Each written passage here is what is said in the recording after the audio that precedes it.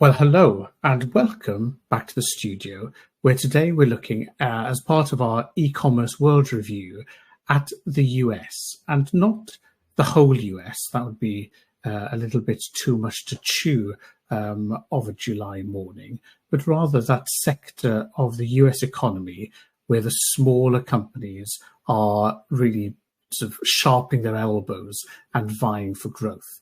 And in the studio today, joining me digitally, is the lovely Georgia from Linworks. But rather than just show us LinkedIn photos, let's jump live. Georgia, welcome to the studio. You're no stranger to the studio or internet retailing, but do tell everybody who you are, your role, and a bit about Linworks, just to kick us off, please. Well, first of all, Ian, thank you very much for having me on the show. I really appreciate it. And yes, for those of you who don't know me, my name is Georgia Laybourne. I'm the Chief Marketing Officer here at Linworks. Now, although we are a British company, we actually have a huge presence stateside, and we work very closely with the retail community in helping them automate their operations when it comes to online selling, particularly when they are connecting to marketplaces. It's a classic end-to-end inventory management platform from the operational side right through to the warehouse. And I'm here today to help Ian bring to life this fabulous report that the team have undertaken to showcase those players that are growing effortlessly stateside and really finding their way with online retail. That's great. And I think a number of things. Right at the top is an adage someone once said to me when it comes to selling, where they said, just because a room is full of flies doesn't make them easy to catch. And I think this is one of the challenges of the US market, is that because it's so big, with so much opportunity, that you can get a little bit distracted. And so America is full of hidden multi-billion-dollar businesses that are maybe regional powerhouses, super specialist, but enormous. And so in creating this report, one of the things that we've looked at quite carefully is the retailer's size, their growth, their finance, their web traffic, their capabilities across a number of vectors. And so we'll come on to that in a little while. But it is worth remembering that these are not the top 500 or the top 1,000 in the US market. These are, if you like, the next tier. So we've talked about the elite and the biggest ones in our Global Elite report memo. I'll put a link to that in the follow-up email. But what we have here is those companies that are following up and incredibly diverse. So if we just take a quick overview of the market, and this is a chart that warrants a little bit more reading and enjoyment later. But for now, I just wanted to point out that it's a very heterogeneous sector, this, in that 67% of the retailers in the 2000 are categorized as other. So outside of the normal power areas of fashion, consumer electronics, and multi-sector, so department stores or multi-category, there is such an enormous diversity. And if you then look across at the business types, we see a balance of dominance between marketplaces and retailers, brands and retailers addressing this market, with marketplaces in at around 12% by type. But when you look at the bottom of that, you see that around a quarter of all web traffic is going to marketplaces and half of web traffic is going to brands. So I think what we're seeing is this is where the broad swathe of Americans go for literally everything in their lives, from food to clothing to hobbies to fashion to household aids and equipment, electronics. It's as diverse as human spending. And it's interesting then that the marketplaces massively over-index. And the final thought on this is the number of headquartered companies where we normally see US brands trading globally. But it's interesting to note that around 40% of the Growth 2000 are headquartered outside of the US. Now, they may have very big and capable US operations, subsidiaries, etc. But in terms of the US consumers' appetite for products and brands, we are seeing a major growth there, and therefore growth means opportunity on the one hand, but also competition on the other. So, Georgia, a bit of a thumbnail sketch of 360 million people and their commerce. How would you see the market from the position of maybe a UK or European retail brand thinking, I'd like a share of spend of that 360 million people and their credit cards? How does the market look before you start? Well, what's fascinating is that analogy that you just used about the room full of flies, because I think we live in an ever more noisy marketplace. In terms of, no matter which way you look at it, there's just so many options. But I think the attractiveness of the US market for international sellers is the fact that the American spirit, the American consumer is fascinated by foreign brands and foreign products, and therefore they are ripe for the picking. If the UK or European or Australian vendors can figure out how to sell their wares stateside in a cost-effective fashion, they are going to prove to be very attractive to the consumer in the Americas.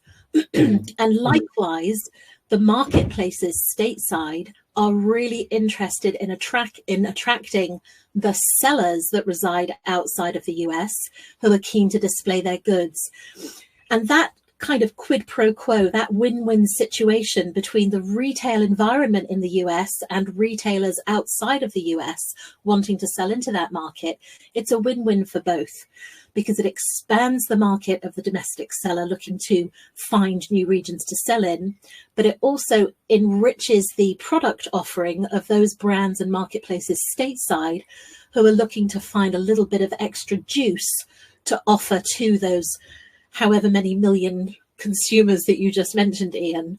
So I think opportunity is absolutely paramount for both sides of the table.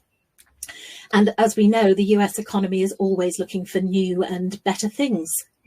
Good. Well, look, as you're speaking, it just made me realize that we should talk a little bit about the stratification and how these retailers are performing. So as a quick précis, behind the scenes, we measure around 300 metrics for each retailer. And this covers anything and everything, from their delivery promise right through to the way their sites are merchandised. And these metrics are bundled into 4 value chains.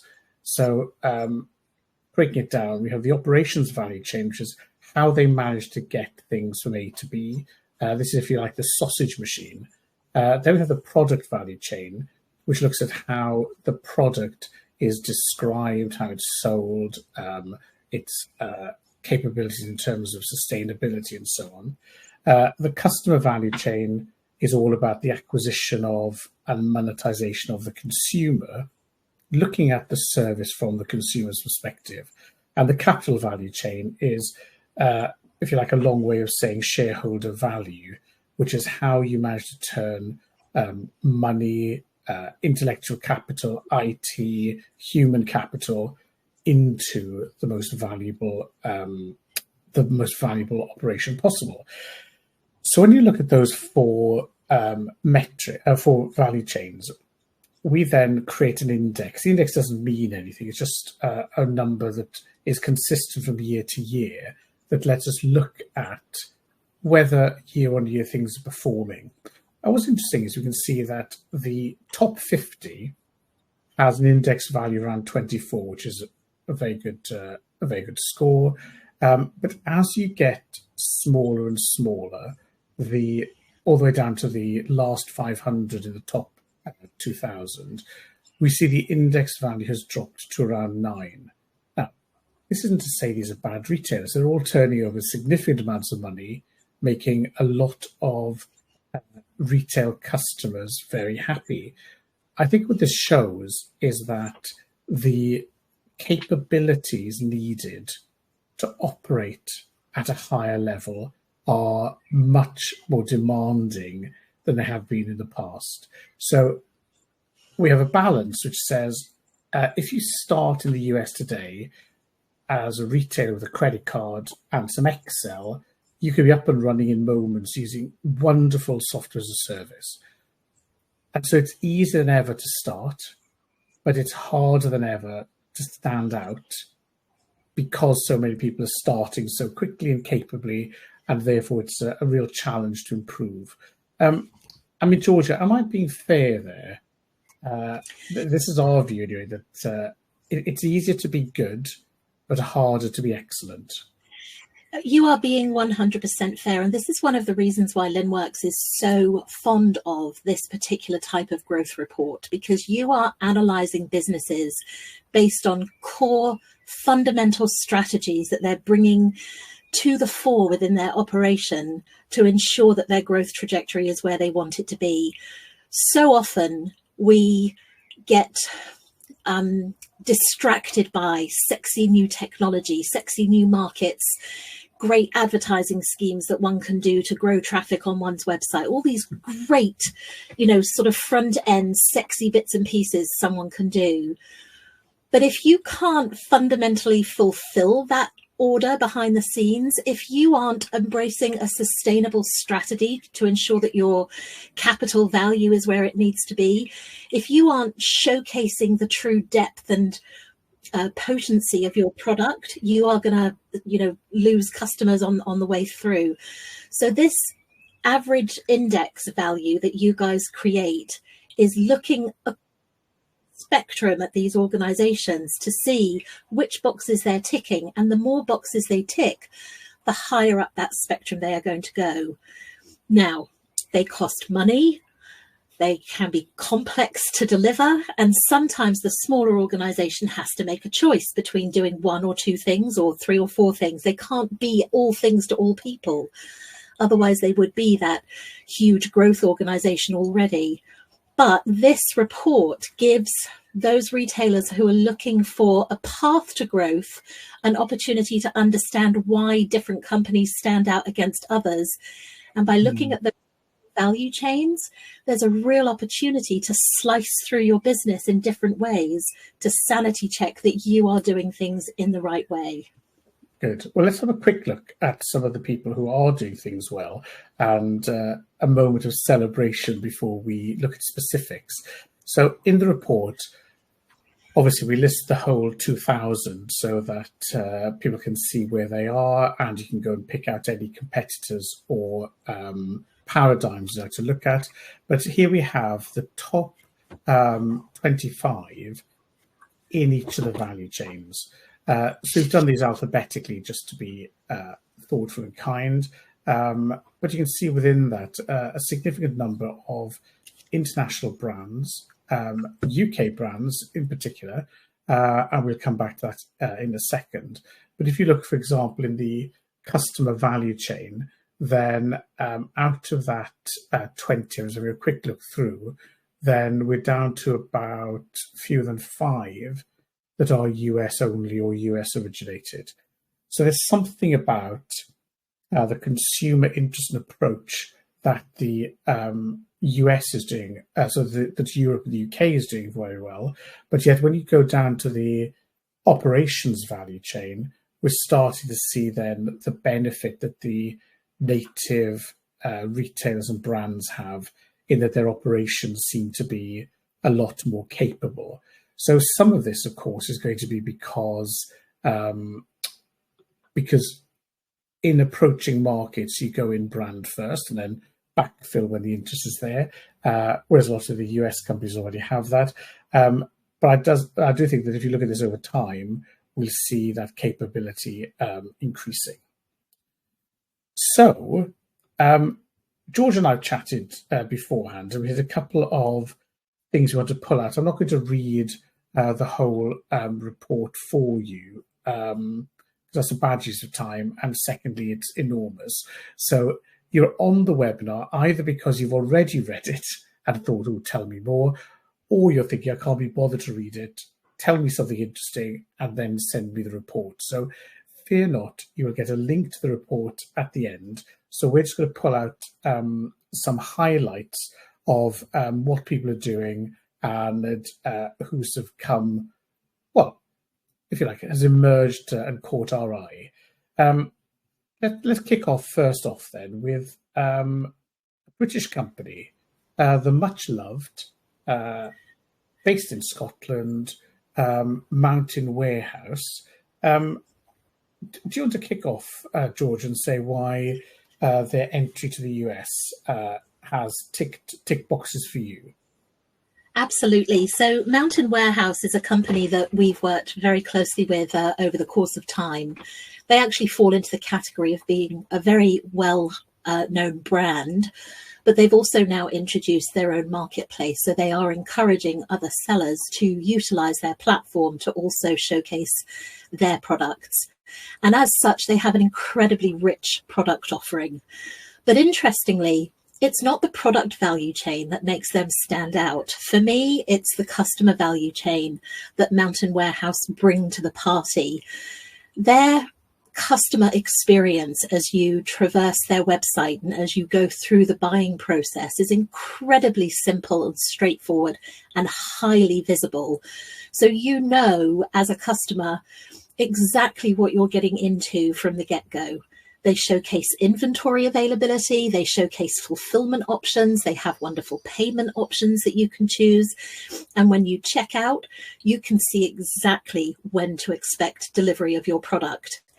And for me, as both a consumer, but also as a technology vendor in this space, this is paramount for any retailer who's looking to grow and increase customer loyalty. You have to provide customer value in the form of a sublime experience as they go through the shopping process. And when you think about the fact that they want to get their hands on the inventory, it's a really good thing to be able to showcase what's available, when they can get it, and how they can get it with full reliability. And they do this beautifully. Yeah, I mean, this is an extra challenge because there's another hoop to jump through. So it's one thing having great availability and information on your own product, fully controlled in your own warehouses. But if you then add in the extra dimension of the marketplace information, to provide that in a seamless way is very impressive, especially in another market. Absolutely. And interestingly, that's where what I call the back end unsexy technology comes into play, because you can't actually achieve that without an integrated platform to help you surface your goods on that marketplace, and for the marketplace to be able to offer all of that visibility by return. So having that element of sophistication from a technology perspective is very, very important to facilitate that happening. Great. Well done to Mountain Warehouse, but let's now have a quick look at a different, I mean, still vaguely outdoorsy if I stretch the points to breaking, but this is the one and only Balsam Hill. Probably not something that we see delivered into France, Germany, the UK a lot. But one of the reasons I wanted to pull this out is to show the ability in a market of this size for a specialist retailer, and this is a very specialist one, that they sell natural looking Christmas trees. So even though we know that Christmas now lasts from July to March, it's not quite all year round. It's still a seasonal product. But what's interesting about Balsam Hill is, as well as having their own direct-to-consumer store, an outlet store in California, home of the Christmas tree, of course, a really, really good web store, but also lots of partnerships with retailers. And so, for example, they are the Nordstrom supplier. So you have this store-in-store concept. So again, we talk about sticking to the knitting, in this case, sticking to the pine trees, but again, an ability to grow really well with a strong social media backing as well. So that even though the selling season may be relatively short, there's also chat and activity and conversation going year round. Georgia, are you now thinking of swapping the Scots pine for this environmental reusable tree? Probably best I don't let my pine needle fixation come across on this chat. But what's interesting about Balsam Hill for me is they tick all the boxes when it comes to showcasing product variety. And I think retailers, it's a really tough task, and Balsam Hill do it beautifully, is showcasing who they are and what they do and the different options available. They've even gone so far as to embrace gamification on their website to help people make selection of the different products they have available. And they have phenomenally sound descriptions and videos and all sorts of things. And as Ian said, they're also spread out over social. So they're really spreading the web with regards to spreading the net wide with regards to attracting customers. But for me, and again, it comes a little bit back to customer experience, but fundamentally it's down to product selection in this case. And in my world, again, it's the product that the customer wants to get its hands on. So a retailer who has taken time and energy to showcase their products so brilliantly, to gamify the selection, to make those descriptions available, they are ticking the box with regards to the product value chain every step of the way. And it's not an easy product either to deliver or have returned. So short of sending people trampolines, it doesn't fit through a letterbox. It's long and thin, fragile if you jump on it, and then people may want to return it. So the logistics capabilities behind this are not to be sniffed at. But also the effort they go to in terms of product display to allow you to visualize, the fully decorated tree in your lovely home with walkarounds, etc. Because again, for most people, if you don't know that your tree is 12 foot, 3 foot, 5 foot, or whatever, then it can be quite hard to just pick one online. So definitely doing a very good job there. I would hazard a guess that their diligence with that product showcasing must have a positive impact on their returns, because you are much better prepared to receive those goods than if you just have some vague description. So hopefully. Good. Well, look, we've covered now one tricky category. Let's move to another one, namely the jewelry category. So here we have very highly losable, highly stealable, tiny, difficult to handle, and frankly, everything looks the same to the untrained eye. So this is an interesting situation in the US, where we see that the jewelry sector is making, if you like, higher performance strides than others. So if I can just jump quickly to one of our other slides, I can discuss the difference in capabilities by sector. So we have here the jewelry across all the capabilities is doing well when it comes to their performance. We've noticed sports and leisure already in the Mountain Warehouse. So it's worth remembering just how difficult it can be to showcase, pick, help people choose, and get jewelry to the consumer. Is this something, Georgia, that you think is for the faint-hearted, or are there really some quite demanding requirements with jewelry? Well, I think every vertical has its challenges. I mean, when I think about jewelry, I think about the fact that quite often this is more of a desirable purchase rather than a need to have purchase, and therefore, that initial moment when someone says, oh, I really need that gold necklace. When it then arrives, they might have like feelings of guilt and retribution and actually send it back. So I think the returns element for the jeweler is extraordinarily high and something that they really need to cater to. I think the other thing with jewelry, especially depending on which end of the market you're at, is the whole theft and loss and security side of things in the supply chain can be extremely challenging. But that said, Ian, when you think about the size and weight of the goods that are being transported, they've got it a lot easier than a domestic appliances retailer, for example. So there are, you know, pros and cons to every single vertical. But Shane Co., which is the one that we pulled out from your report, they do a phenomenal job on the operational side. Again, quite similar to Mountain Warehouse in that they are presenting all of these upfront options to their customers, whereby the fulfillment, you can see how swift and how sure their fulfillment cycles are.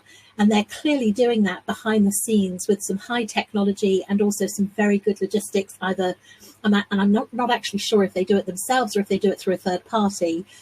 Fundamentally, it doesn't matter. You can get value out of both in-house and outsourced logistics. But these guys have a reputation for delivering on time and to the satisfaction of the customer. And they're clearly doing some high-spec technology to help them. And what I liked about these in particular is the way they have integrated visual filtering with their points of expertise. So being able to narrow by carat, by setting, by price, but all visually supported, I think has been an exemplary way to showcase how to go beyond the standards of 4 by whatever grid on a product listing page. Now, absolutely, and I think the other thing to remember here, Ian, is although we've pulled out these 1 or 2 examples as a great example of customer or product or operations, let's remember that to get into this report, they have to be pretty good at all of them. Otherwise, they wouldn't have had that index score up at that level. But I agree with you absolutely. Shane Co. do a great job of showcasing the quality and variety and the depth of their product, which is lovely to see. Good. Now, unfortunately, returns are a fact of life. So let's have a quick look at how the Growth 2000 deal with this and how upfront they are. And so we looked over all the trading websites and looked at how prominently they advertised the ability to return things. So the first one obviously is return via post. We take this ability for granted. So it's getting in Europe to the point you hardly need to say this because it's law. And so why wouldn't you? So don't waste the space to say it. But in the US, around 65% make a positive case to say, don't worry, you can send this back to us. 43% are offering pickup from home, and 11% are making a big deal of return to store. Now, this return to store number is interesting. So firstly, we've excluded here the retailers who are online only, because it doesn't make sense to judge them on whether they have a returns partnership. But this number is slightly lower than we'd have expected. I'm not sure whether it's because return to store is so obvious that people don't mention it, or whether it's because it's only the newer companies that think, hey, bring it back to store. But I think it also reflects the very strong mail order heritage in US distance selling, where you could have somebody in Arkansas as a purveyor to the rest of the US. You don't have the same expectation that there will be a branch of their store in your state, let alone in your town. So anything surprising for you there, George, in terms of the returns landscape? No, not at all. I mean, you just touched on it. I think the geographical diversity of the US lends itself to multiplying that returns challenge by comparison to a small country such as the UK, for example. You know, just the sheer size and scope of that market, and you mentioned earlier on the number of international sellers selling into the US. Well, it's unlikely that they would have a store anyway to return to. And then it's post, and then it's transatlantic post. So it becomes hugely complex. But I think for retailers, you know, returns is an unnecessary evil, but there are ways to mitigate against the financial impact of returns. We mentioned already the phenomenal job Balsam Hill do with regards to their product showcasing to minimize the number of returns that are likely to come back because the customer gets their purchase right in the first place. So that's always worth looking at. But on the flip side, when those products are coming back in, the key is to get them back into circulation as quickly as you possibly can so that you can resell them and generate the revenue that you need to generate from that piece of inventory. So you've got some kind of pre-sale and post-sale things that you can do to mitigate against the impact of returns. But fundamentally, no matter which way you look at it, Ian, a return is not going to be a margin maker for most companies. No, although again, in a market the size of America, getting your product into a consumer's hands is a form of marketing trial and test. And so again, you know, leaning into that with confidence, your brand is an important thing. Absolutely. So let's have a look at a company that's ticked all the boxes on the capital value chain. So this is ABT. I hope I'm pronouncing that well.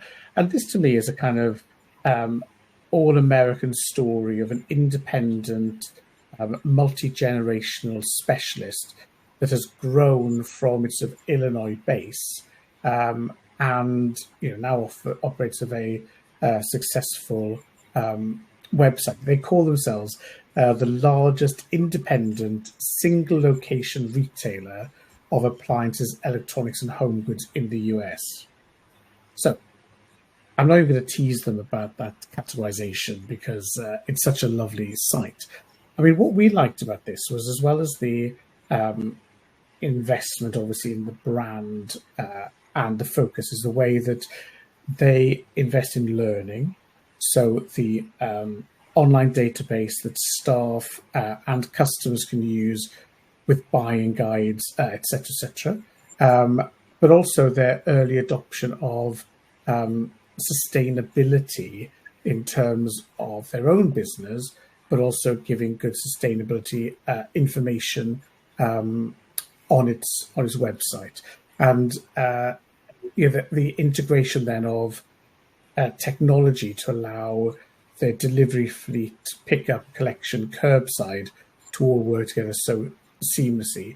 It really, to me, struck me as a store unlike any others. They do say that their motto is unlike any store you've ever experienced. So they kind of know themselves, they know what they're doing, and pull together so many interesting capabilities, from live chat to social, etc. They're on TikTok. This is a company that seems to me to have a strong sense of themselves, and they're having fun experimenting, embracing change, and linking that back to customers. You have nailed it in one. This company is an institution in the US. They are highly reputable. They've been around for a long time. They could easily have fallen by the wayside like so many of those traditional retailers. But somehow, as you rightly say, not only do they know themselves, but they've kept up with the market. In fact, they've led the market. You talked about early adoption of sustainability, early adoption of digital. They kind of knew what they needed to do before other people did. They even were an early adopter of a huge recycling program, which of course is just now kind of taking off and really, really flying across both, the EMEA and the US markets. But they were there right at the beginning, coming up with that program of re-commerce and finding a way to really tick that sustainability box. So they've built a reputation. You mentioned multi-generational. The way these guys are succeeding is they've got the Gen Z in there, the Gen Z. I was right the first time. They've got Gen Z in their pocket because they're ticking that capital value box. which is so important to that nascent generation coming through with the buying power. And a beautiful example of a company who has not let time make them redundant. Great. Well, look, that's such a lovely way of putting it. But we've talked a bit about sustainability, so I just wanted to make sure that I touch on this, but we're not going to go into depth about it. What I want to just highlight is that in our research, we track about 80 sustainability metrics, and these go from information given on the website through to components within the products they're selling, etc., etc. It's a broad swathe, and we're just pulling these together into our new sustainability ranking. But for the moment, I've just brought some of the highlights out, pending a fuller analysis in our sustainability report. But what's interesting to me, first off, is how small these numbers are. So the bar chart, it looks like, oh, look, there's a standard bar chart. It's bigger at the top, small at the bottom. But the top number is 5%. So maybe I should have made it super tiny just to emphasize, but only 5% of the Growth 2000 provide a code of conduct or a supplier manual on their website. 4.5% show mending and repair instructions. 3% show their sustainability goals. 1.9% update on suppliers and manufacturers, etc., etc. It just gets lower and lower, down to 0.1%, having a sustainability option in their main navigation or a sustainability point of contact. So in a way, although the bar chart looks like a gabillion other set of columns, the real story here is how limited the embrace and communication of sustainability standards, data, commitments, interaction is. It's a world apart from Europe. It is, but I think that when you rescope the market in 2, 3, 4 years' time, you will find that it will start to increase. I also imagine that the top 50 companies have a much higher percentage rating because they will have taken the time to invest in it and the money to invest in it. I think I have a fondness of saying that, 5 years ago, when a company was looking at their bottom line, they were kind of balancing two levers in the retail world. They were balancing that desire to do everything that the customer wanted with the desire to make money. So they had this kind of efficiency cost balance. Now you've got a third one that's come in, which is the sustainability piece. And it's, for the smaller retailer, it's going to be slower to take off. And it's a much bigger topic here in Europe than it is in the States currently. But we will see this start to fly quite significantly in the coming months and years because consumers are becoming ever more discerning. And if you don't have a sustainability strategy, if you're not ticking the ESG box, people will not come and buy from you longer term. So I think we're going to see that grow quite considerably. I think my surprise in this is more to do with the makeup of the list. And so because there's so many younger brands, startup, fast-growing brands who do one thing and one thing well, rather than, let's say, the multi-category, multi-brand retailers, they tend to be much more upfront about their values, their purpose, their sustainability. And so you mentioned earlier on the Gen Zs. If you look in, let's say, an Instagram feed or TikTok feed, you cannot now really advertise a brand or a product without at least citing its bona fides on sustainability. So I think that was my curiosity here, that we have a dynamic, growing, product and brand focused list, but they don't seem to be making the marketing point that we see in Europe. Again, legislation across the EU plays a large part in this. But again, just an interesting area, a benchmark, if you like, to watch in years to come. So, Georgia, our time has ticked away from us. Is there anything that we meant to say, or that is a top point on this report that you just have to squeeze in the dying minutes before we say goodbye? My takeaway is the same as it often is. It's that people, process, technology piece and the balancing act between the three elements. And these companies in your report, Ian, are clearly balancing the three very, very well. It's really important in today's modern age. Avoid that room of flies that you mentioned. Work through the noise, see the wood for the trees. Don't buy tech for the sake of it. Buy tech because it's going to make a fundamental difference to your business in terms of expansion, automation, or control. Right. Well, I think you've done my closing point, so I'm not going to labour this. Thank you, Georgia. Do come on the webinar again. But in the meantime, as I said, here is the report itself. It is a lovely bit of analysis, loads of facts and figures, all of which I must say are available for you to use under a royalty-free attribution open source license, which basically means take what you want, use how you want, just keep our copyright notice on it. If you want any high-res versions of anything, drop us a note, research@retailx.net, and we'll be happy to help out. The link is here in case you're watching this in months to come thinking, I must find that URL, but fear not. As I said, we will be sending this to you in your inbox. So our time is up. It passed in a blink of an eye. Georgia, thank you so much for joining us in the studio, but also for your support in the creation of this report. And that's it for now. Thank you very much for the studio. And until next time we see you, wishing you happy trading. Thank you.